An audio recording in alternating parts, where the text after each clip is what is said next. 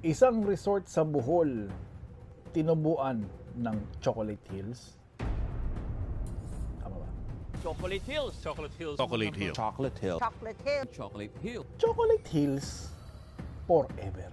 Talakayin natin.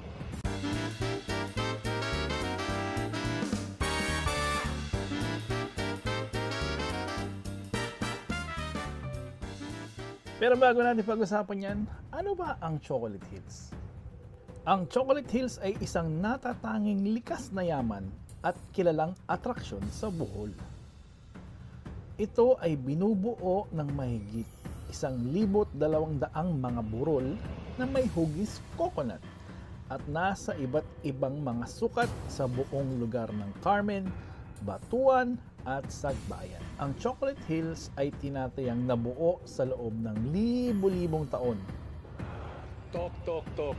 Yan na lang ginagawa mo, daldal ng daldal. Ang Chocolate Hills ay nagiging kulay tsokolate sa tuwing tagtuyot o tuwing summer. At ang Chocolate Hills ay isa sa pambansang simbolo ng Pilipinas at isang magandang halimbawa ng kapangyarihan at kagandahan ng kalikasan. So ano nga ba tong issue na bakit pinayagan magtayo ng resort sa gitna ng Chocolate Hills? Ang nag-viral video ay tungkol sa isang pag-a-advertise ng resort. Ang pangalan ng resort is the Captain's Peak Garden and Resort na located sa Sagbayan, Bohol. Ang resort na to is natayo noong 2018 at nag-operate noong 2019. Maraming netizen ang nagtataka bakit pinayagan or binigyan ng permit na magtayo ng resort sa kagandahan ng Chocolate Hills. Ito ang issue ngayon na bakit pinayagan ng local government na bigyan ng permit o ng DENR na bigyan ng permit na mag-operate itong resort na to. Naglabas ng official statement ang The Captain's Peak Garden Management. Ang nasasaad dito is nag-comply naman sila sa lahat ng requirements or pinayagan naman sila para magtayo ng resort sa lugar na yun. Binigyan sila ng approval ng mga otoridad including DENR. Yun ay ayon sa kanilang statement. Pero ayon sa naungkat na pag-iimbestiga ay walang Environment Compliance Certificate ang The Captain's Peak Resort or ECC.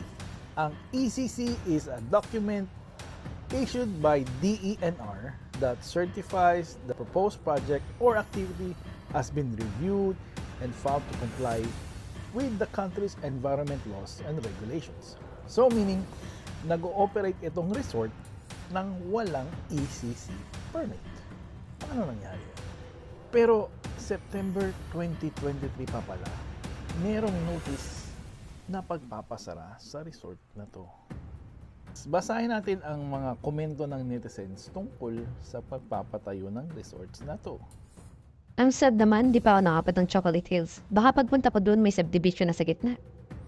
Wala sa sino part ng Chocolate Hills, kaya pala yung slide na mismo lower part ng isang hill, kitang-kita kapya seems to more lower part to give way to their ugly side.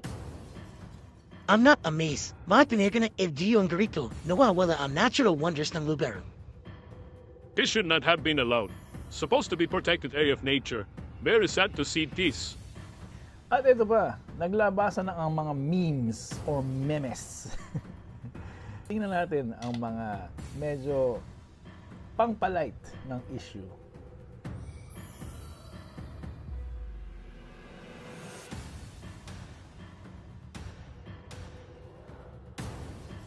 Kung magtataka ka, alam ba ito ng local government? Pero, itong nakaraang couple of weeks lang, February lang, ay nagkaroon ng Bohol Provincial Athletic Meet na ginanap sa resort na to. Na may batarpoli na may picture ni Mayora sa provincial meet na to.